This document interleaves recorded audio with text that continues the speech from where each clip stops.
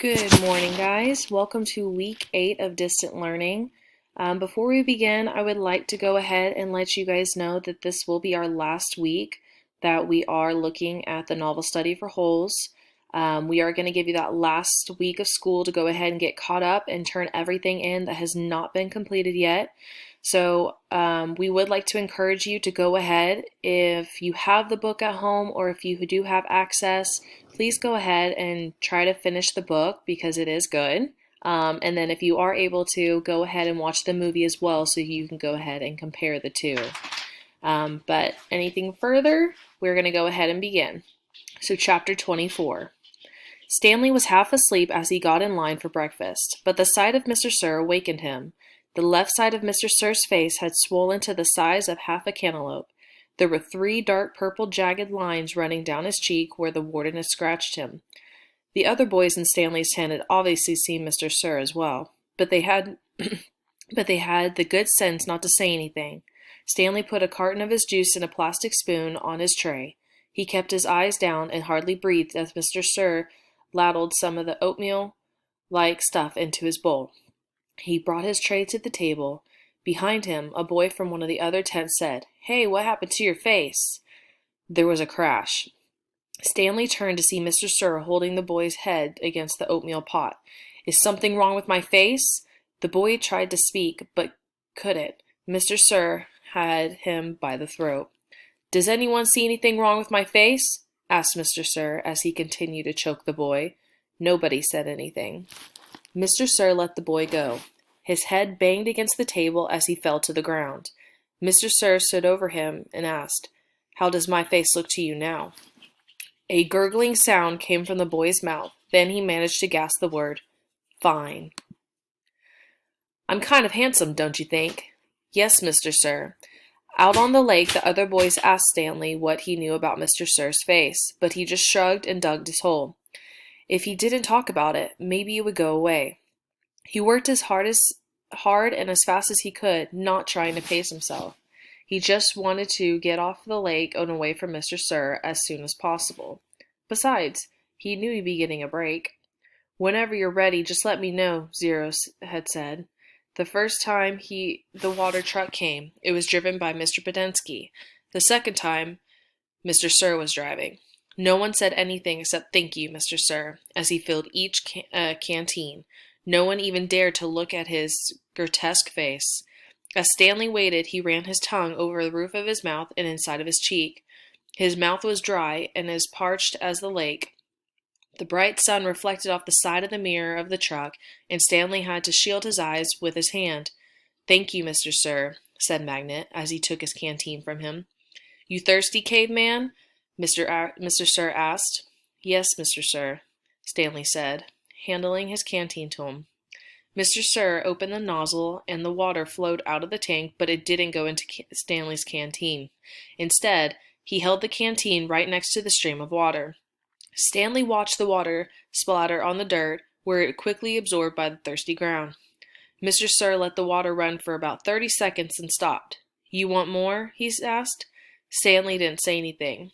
Mr. Sir turned the water back on, and again Stanley watched it pour onto the dirt. "There, that's plenty," he handed Stanley his empty canteen. Stanley stared at the spot on the ground, which quickly shrank before his eyes. "Thank you, Mr. Sir," he said. Chapter 25. There was a doctor in town of Green Lake 110 years ago. His name was Dr. Hawthorne, and whenever people got sick, they went to go see the Dr. Hawthorne. But they would also see Sam, the onion man. "Onions, sweet, fresh onions," Sam would call as he was on his donkey, Mary Lou, walked up and down the dirt roads of Green Lake. Mary Lou pulled a cart full of onions. Sam Onionfield was somewhere on the other side of the lake. Once or twice a week, he would row across the lake and pick a batch to fill his cart. Sam had big, strong arms, but would still take all day for him to row across the lake and another day for him to return. Most of the time, he would leave Mary Lou in a shed, which the walkers let him use at no charge, but sometimes he would take Mary Lou on his boat with him. Sam claimed that Mary Lou was almost 50 years old. which was, and still is, extraordinary old for a donkey. She eats nothing but raw onions, Sam would say, holding up a white onion between his dark fingers. It's nature's magic vegetable. If a person ate nothing but raw onions, he could live to be 200 years old. Sam was not much older than 20, so nobody was quite sure that Mary Lou really as old as he would say she was. How would he know? Still, nobody ever argued with Sam, and whenever they were sick, they would go not only to Dr. Hawthorne, but also Sam. Sam always gave the same advice: eat plenty of onions. He said that onions were good for the digestion, the liver, the stomach, the lungs, the heart, and the brain. If you don't believe me, just look at how old Mary Lou is here. She's never been sick a day in her life. He also had many different ointments, lotions, syrups, and pastes, all made out of onion juice and different parts of the onion plant. This one cured asthma. That one was for warts and pimples. Another was a remedy for arthritis. He even had a special ointment which he claimed would cure baldness. Just rub it on your husband's head every night when he's sleeping, Miss Collywood, and soon his hair will be as thick and as long as Mary Lou's tail. Dr. Hawthorne did not resent Sam. The folks of Green Lake were afraid to take chances. They would get regular medicine from Dr. Hawthorne and onion concoctions from Sam. After they got over their illness, no one could be sure, not even Dr. Hawthorne, which of the two treatments had done the trick. Dr. Hawthorne was almost completely bald, and in the morning his head often smelled like onions. Whenever Catherine Barlow bought onions, she always bought an extra one or two and would let Mary Lou eat them out of her hands. Is something wrong? Sam asked her one day as she was feeding Mary Lou. You seem distracted. Oh, just the weather, said Miss Catherine. It looks like the rain cloud's moving in. Me and Mary Lou, we like the rain, said Sam. Oh, I like it fine, said Miss Catherine, as she rubbed the donkey's rough hair on top of its head. It's just the roof leaks in the schoolhouse. I can fix that, said Sam. What are you gonna do? Catherine joked. Fill the holes with onion paste? Sam laughed. I'm good with my hands, he told her. I built my own boat. If it leaked, I'd be in big trouble. Catherine couldn't help but notice his strong, firm hands. They made a deal. He agreed to fix the leaky roof in exchange for 6 jars of spiced peaches. It took Sam a week to fix the roof because he could only work in the afternoons after school let out and before night classes began. Sam wasn't allowed to attend classes because he was a Negro, but they let him fix the building. Miss Catherine usually stayed in the schoolhouse, grading papers and such, while Sam worked on the roof. She enjoyed what little conversation they were able to have. Shouting up and down to each other, she was surprised by his interest in poetry. When he took a break, she would sometimes read a poem to him. One more occasion, she would start to read a poem by Poe or Longfellow, only to hear him finish it for her from memory. She was sad when the roof was finished. Is something wrong? He asked. No, you did a wonderful job, she said. It's just that the windows won't open. The children and I want to enjoy the breeze now and then. I can fix that, said Sam. She gave him 2 more jars of peaches to fix the windows. It was easier to talk to him when he was working on the windows. He told her all about his secret onion field on the other side of the lake, where onions grew all year round, and the water runs uphill. When the windows were fixed, she complained about her desk wobbled. I can fix that, said Sam. The next time she saw him, she mentioned that the door doesn't hang straight, and she got to spend another afternoon with him while he fixed the door. By the end of the first semester, Onion Sam had turned the old run-down schoolhouse into a well-crafted, freshly painted jewel of a building that the whole town was proud of. People passing by and would stop and admire it. That's our schoolhouse. It shows how much we value education here in Green Lake.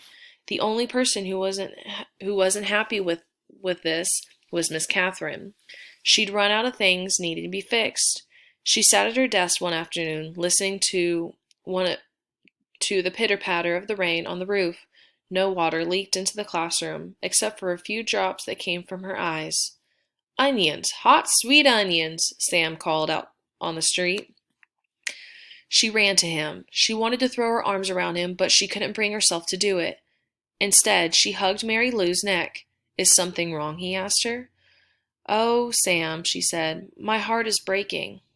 "I can fix that," said Sam. She turned to him. He took hold of both of her hands and kissed her. Because of the rain, there was nobody else out on the street. Even if there was, Catherine and Sam wouldn't have noticed. They were lost in their own world.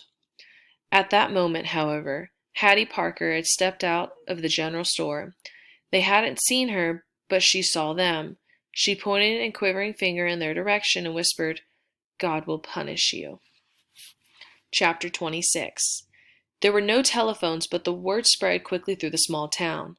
By the end of the day, everyone in Green Lake had heard about the schoolteacher had kissed the onion picker. No one child showed up for school the next morning. Miss Catherine sat alone in the classroom and wondered if she had lost track of the day of the week. Perhaps it was Saturday. It wouldn't have surprised her. Her brain and heart had been spinning ever since Sam kissed her. She heard a noise outside the door. Then suddenly a mob of men and women came storming into the school building. They were led by Trout Walker. "There she is," Trout shouted. "The devil woman." The mob was turning over desks and ripping down bulletin boards. "She's been poisoning your children's brains with books," Trout declared. They began piling all the books in the center of the room. "Think about what you're doing," cried Miss Catherine. Someone made a grab for her, tearing her dress, but she managed to get out of the building. She ran to the sheriff's office. The sheriff had his feet on his desk and was drinking from a bottle of whiskey. "Mornin', Miss Catherine," he said. "They're destroying the schoolhouse," she said, gasping for air. "They'll burn it to the ground if someone doesn't stop them." "Just calm your pretty self down a second," the sheriff said in a slow drawl, "and tell me what you're talking about." He got up from his desk and walked over to her. "Trout Walker has—" "Now, don't you go saying nothing bad about Miss Charles Walker," said the sheriff. "We don't have much time," urged Catherine. "You've got to stop them." "You're sure pretty," said the sheriff. Miss Catherine stared at him in horror. "Kiss me," said the sheriff. She slapped him across the face. He laughed. "You kissed the onion picker? Why won't you kiss me?" She tried to slap him again, but he caught her by the hand. She tried to wiggle free. "You're drunk," she yelled. "I always get drunk before a hanging." "A hanging? Who?" It's against the law for a Negro to kiss a white woman." "Well, then you have to hang me too," said Catherine, "because I kissed him back. It ain't against the law for you to kiss him," the sheriff said, "just for him to kiss you." "We're all equal under God's eyes," she declared. The sheriff laughed. "Then if Sam and I are equal, why don't you kiss me?" He laughed again. "I'll make you one deal. One sweet kiss and I won't hang your boyfriend. I'll just run him out of town." Miss Catherine jerked her hand free. As she hurried to the door, she heard the sheriff say, "The law will punish Sam, and God will punish you." She stepped back into the street and saw smoke rising from the schoolhouse. She ran down from the lakefront where Sam was hitching Mary Lou to the onion cart. "Thank God I found you," she sighed, hugging him. "We've got to get out of here. Now." "What? Someone must have seen us kissing yesterday," she said. "They set fire to the schoolhouse. The sheriff said he's going to hang you." Sam hesitated for a moment, as if he couldn't quite believe it. He didn't want to believe it. "Come on, Mary Lou." "We have to leave Mary Lou behind," said Catherine. Sam stared at her for a moment. There were tears in his eyes. "Okay." Sam's boat was in the water, tied to a tree by a long rope. He untied it, and they waddled through the water, climbing aboard. His powerful arms rowed them away the shore. But his power arms were no match for the Trout Walker's motorized boat. They were little more than halfway across the lake when Miss Catherine heard a loud roar of the engine. Then she saw the ugly black smoke. These are facts. The Walker boat smashed into Sam's boat. Sam was shot and killed in the water.